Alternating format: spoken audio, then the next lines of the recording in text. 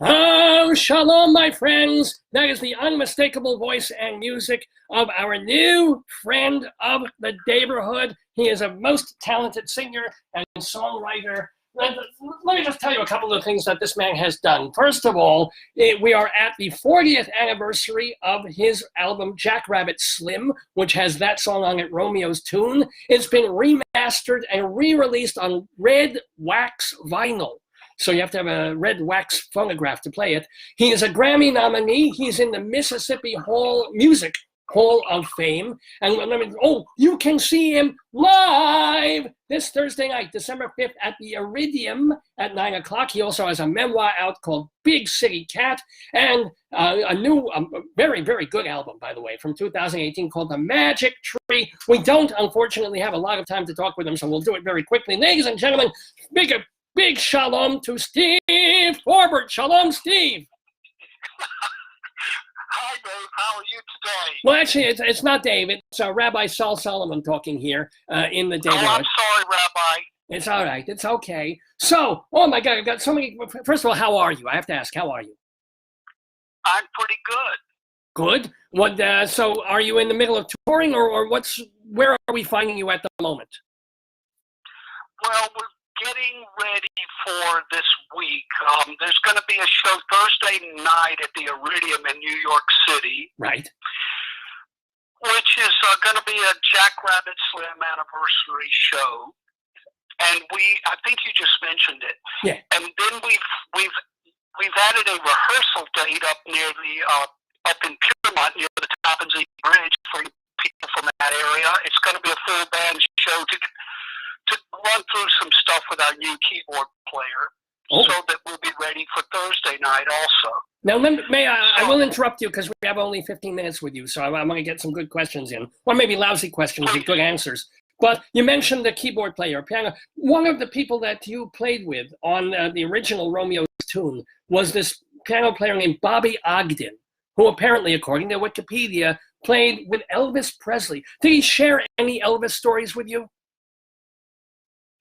You have to understand that Bobby was a little like Tony Brown, the record producer from Nashville. These were guys that were near the end of the touring years after Glenn Hardin had left. And I think Bobby was playing electric piano while someone else was playing real piano or something like that. So Bobby didn't have a lot of tales. Obviously, Bobby was a terrific piano player, but he was one of these people after Glenn D. Hardin left. That's what I can tell you. Okay. Now, let me ask you another question. Let's talk about then another legend that you met personally. Apparently, you got to hang for a little bit with Howlin' Wolf. Yeah, that's in the book, Rabbi. When I was a kid, I went with my friend Clay Barnes over to make an attempt at hitting the big time in Atlanta, Georgia. I think I was 19 and maybe 20. It was 1973 if you go back that far. And we went over to try to see if we could start playing original music and make a start in Atlanta, Georgia. So that didn't really work out. To tell you the truth, it was too early for us, and we were kids and we got homesick. But and things would have to be like that later when I went to New York City on my own to get started.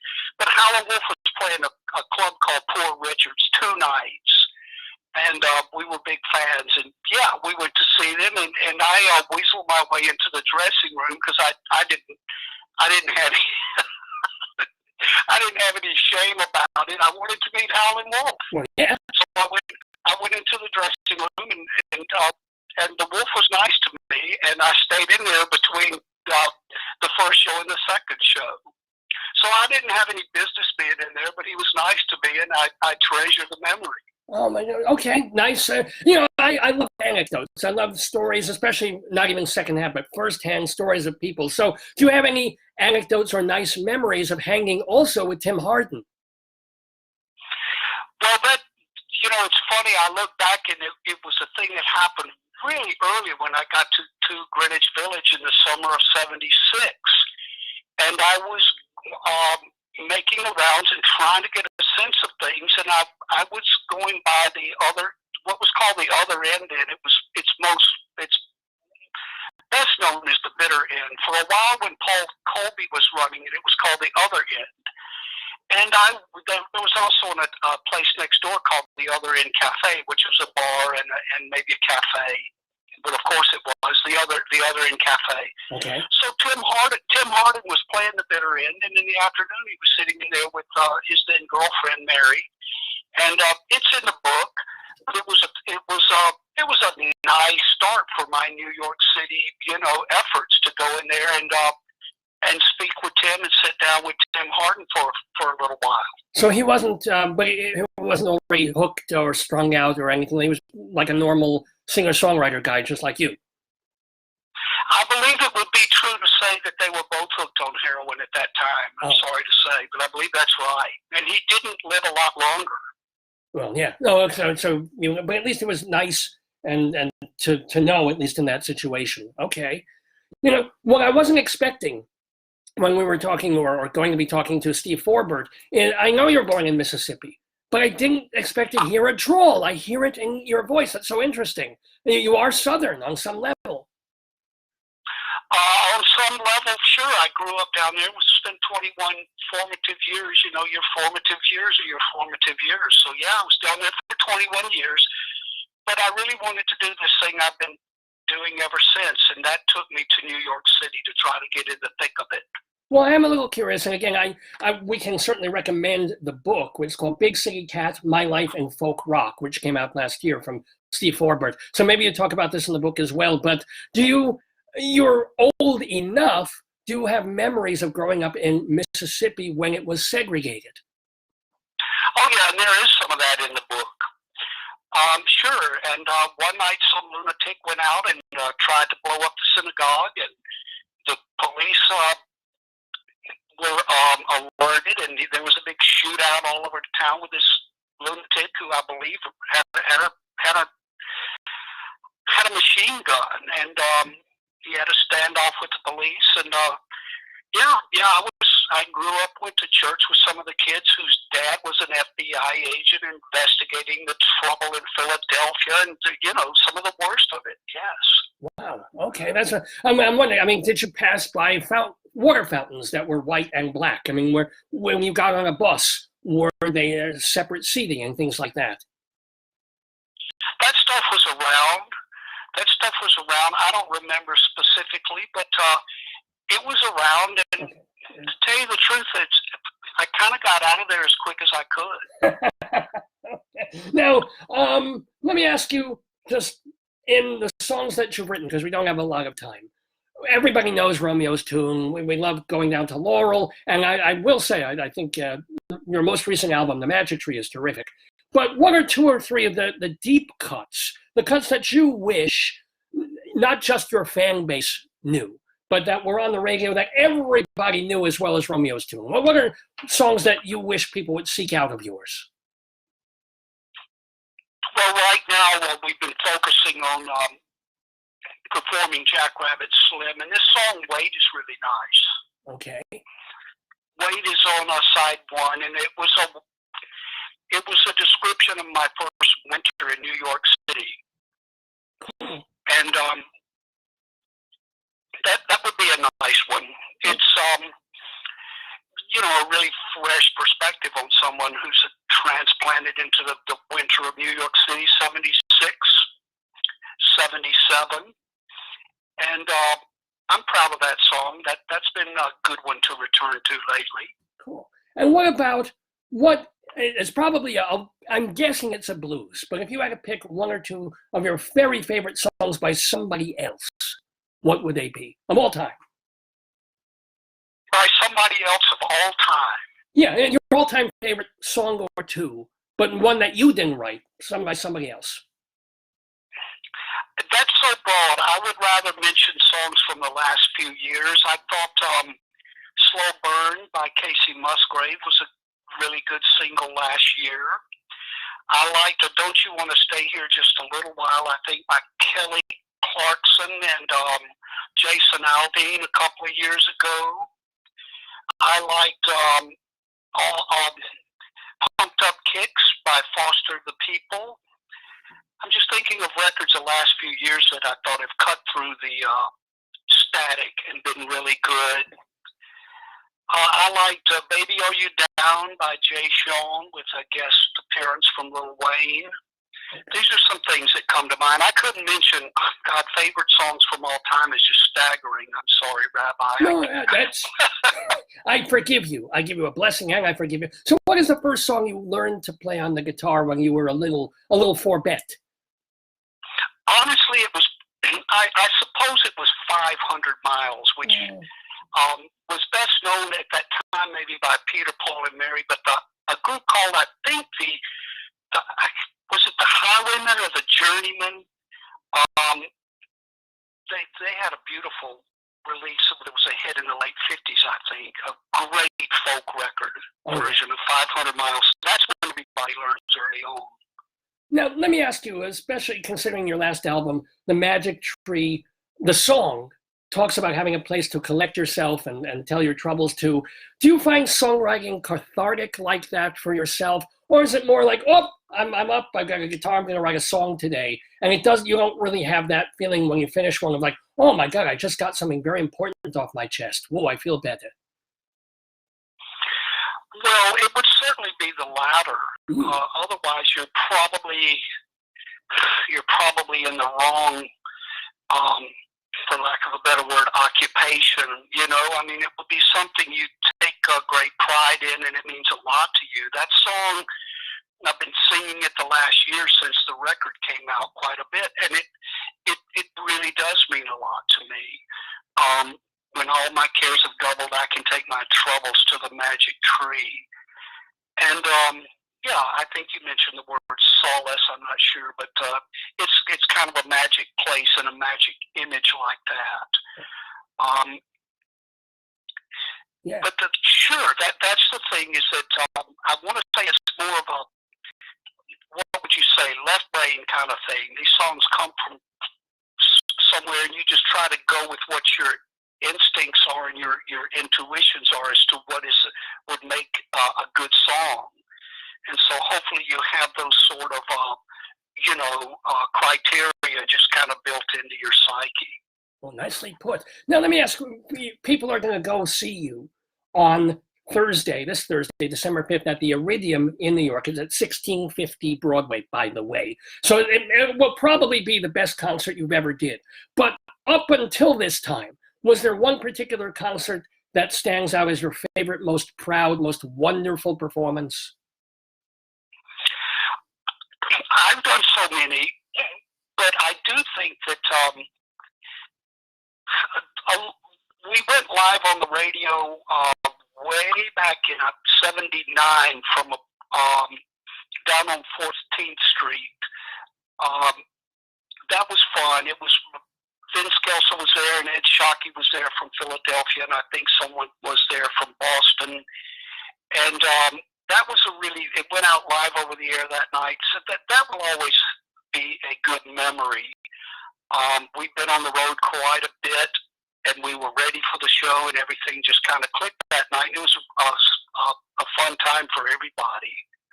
Cool. Well, do you have another minute or two, or do you have to, because it is 11:15 here. So can we have you for another couple of minutes, or you got to run? Sure. Well, sure. What do you have in mind? Oh, just more questions, really. I mean, unless you have a guitar and you want to sing something for us. Yeah. I'm sorry I didn't have any Elvis stories for you. I'm sorry. Well, we have other stories to tell. For example, surviving, thank God, God willing. Are you still cancer-free? Yeah, that's all going fine. I go in for, tests and checkups periodically, but that's fine. Okay. And as you can see, I'm as active as I can possibly be right now. I'm going to go.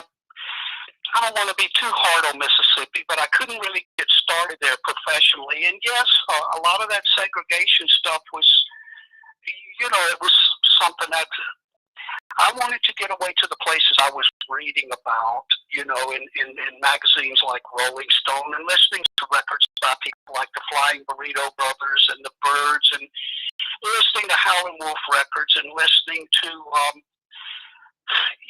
starting to find out about people like Dave Van Ronk and Ramblin' Jack Elliott and Sonny Terry and Brownie McGee. So I was interested in the world, beyond there, getting out into the the great wide open. But yeah, it's all in a book. Well, yes, of course, we tell everybody, please go get Steve Forbert's book, Big City Cat, My Life in Folk Rock. But reading the book is different from being able to hear it directly from the Forbert's mouth, as it were. It's nice to hear the person tell, even though they can go deeper and read your memoir. So, another couple of questions. For example, you mentioned a girlfriend that you have for like 18 years now, right? High years, yes? That would be Diane. Yes, she might be listening to this right now. Oh, yay, mit Mazel. So here's the question: Are you ever going to put a ring on it, or you've been married once, divorced once? It's fine the way it is. I say it's fine the way it is, and I want to go back to say that I'm going down to Mississippi in February because I'm getting a governor's award, which is really nice. So I just want to backtrack on that, Rabbi, and say that I am grateful to Mississippi, and I got a lot out of growing up there. It was my childhood I really enjoyed, but I did want to see the world beyond and all these things that were of interest to me. And Greenwich Village was fantastic, but lately the last couple of years the state has been very kind to me, and I'm going to go back in February and get this governor's award and play a show with Amanda Shires in Jackson, Mississippi. Oh, cool. No, but and also when you came to New York, people might not realize this because they think of you also, you mentioned all these songs that you like that are country songs and country blues and things. But when you came to New York, you were heading to like CBGB's as opposed to Texas barbecue. I mean, that was really your destination, as it were, no? Well, that would be something that would be like best case scenario, really. I was aware of the Ramones record, and I listened to Patti Smith's first record, which everybody knows was called Horses. And these were inspirational, exciting records and different from what was going on the radio. Down where I was, all the kids wanted to hear Doobie Brothers, and I thought if I heard Frampton Comes Alive one more time, I was going to scream. But so I was playing acoustic guitar, and I would use a big word. Ostensibly, you would place me in Folk City, which is exactly where I went. But as I got to know the scene better and all, I had gone for all possibilities, and I finally just thought, well, why don't I go over and see what it's like where, Patti Smith was playing in television and the Ramones and all. The worst they can say is no. And it went well. It would be unlikely, but I didn't have any problem about it because, like I say, I was inspired by some of the people that got started there. Oh, yeah. No, I mean, you're just lucky you didn't get hepatitis from the toilets. That's all. It was like it was a pretty, the facilities were pretty funky. Nobody cared. Yeah. Be young, be foolish, be happy. That's what the Tams said, and they were right. Well, how did you keep yourself from believing the hype? Because for better or worse, you had the top 10 single, you were on major label, and they were calling you the new Dylan and all that stuff. Were you able to separate yourself? Oh, it's just the hype machine. It's got nothing to do with who I am or being me. Or did you at some point kind of buy into it a little bit? Well, I'll try to answer your question. You've asked it very well. Thank you. The thing was, I wasn't real comfortable with all of it, and at its peak, I did an interview with Rolling Stone and a photo session and all that, and then they decided, as the issue developed, to put me on the cover, and there was just so much of it, and it was creating. It happened really fast, Rabbi. So I declined the offer, which most people would consider to be a really strange thing to do. But I just didn't want any more of this. Right? I wanted to write songs and observe things. and make records, of course, and all. But it had taken off so fast, I didn't really have a period of adjustment.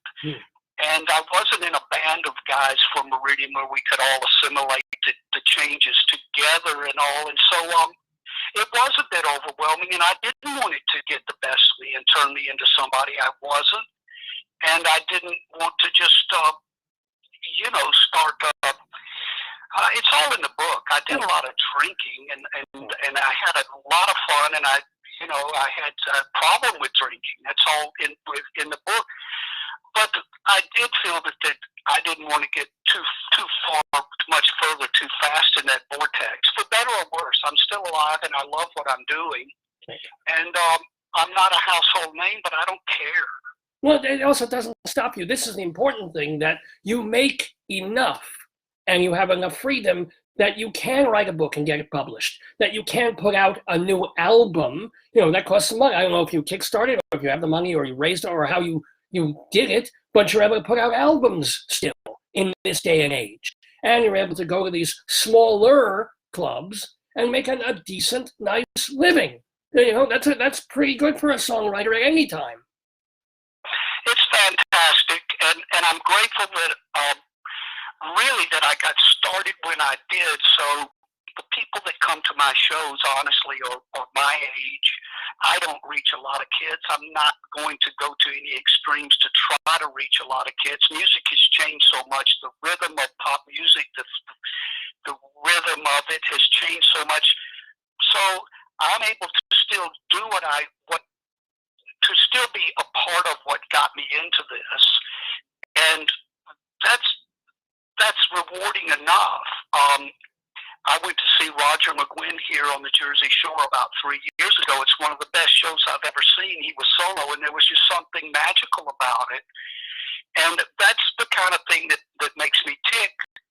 And fortunately, there's still enough of us in our, let's say the word, baby boomers, but it's that kind of mentality that I'm able to still work in and toward and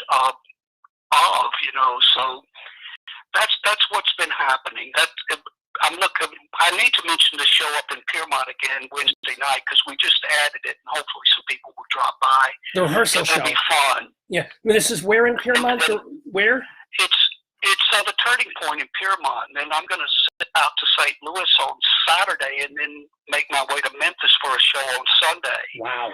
So it's going to be a really fun week. But the Jackrabbit shows per se will be Wednesday and Thursday of this week. And the Thursday one, of course, is for New Yorkers to attend to see the magic that Steve Forbert can make. Are you with the new renditions? Or are you solo? You're not with a band on this. Oh no, the New York show will be with the full band.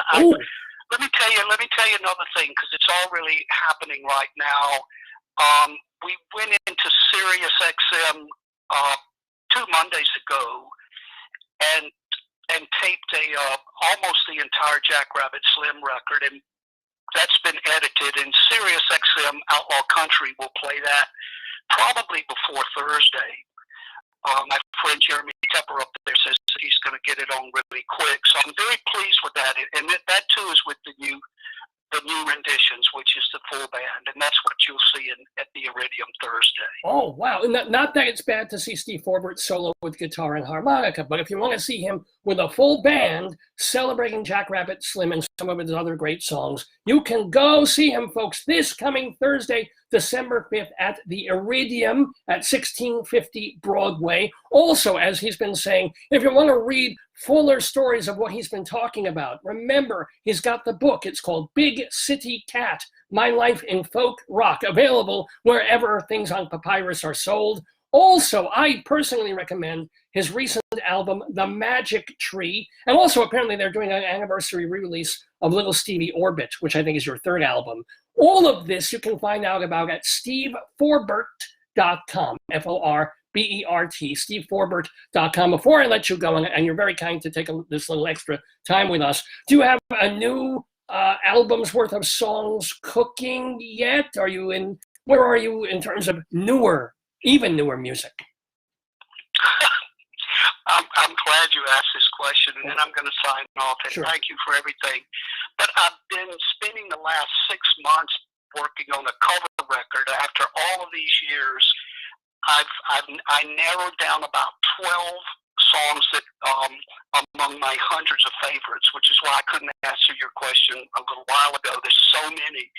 But that's going to come out in March or April on Blue Rose Music label, the label Blue Rose Music. And all this time is also giving me an opportunity to work on new songs. But I can't wait to release this record I put so much work into, which is going to be called In the Early Morning Rain. So that gives you, that lets you know one of the songs. And we've covered Elton John's famous song, Your Song.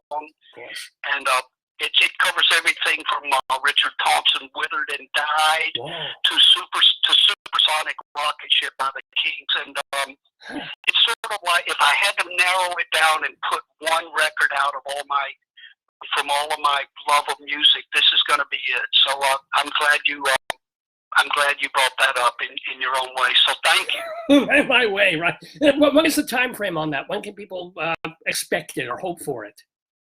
I think reasonably April, and then I'll do a lot of touring behind it, of course, and maybe some younger people will pick up on it and hear these great songs by people that, from Gordon Lightfoot to Ray Davies to the late Leonard Cohen. So I look forward to seeing how that is received. But it's going to be a very good record. It better be. We've been working on it for 6 months. Well, I'm sure it will be terrific. Remember, you can follow Steve Forbert at steveforbert.com. You can see him this Thursday at the Iridium. Steve, it has been an absolute pleasure, and I thank you so much for the time that you've spent with us. I wish you much more music and much more success and good things in your life. And shalom to you. Thank you, Rabbi. Shalom. Bye-bye. Thank you. Steve Forbert, ladies and gentlemen, here in the neighborhood. Let's hear a little of, we kept talking about that song that I like so much, The Magic Tree. Here he is climbing from branch to branch.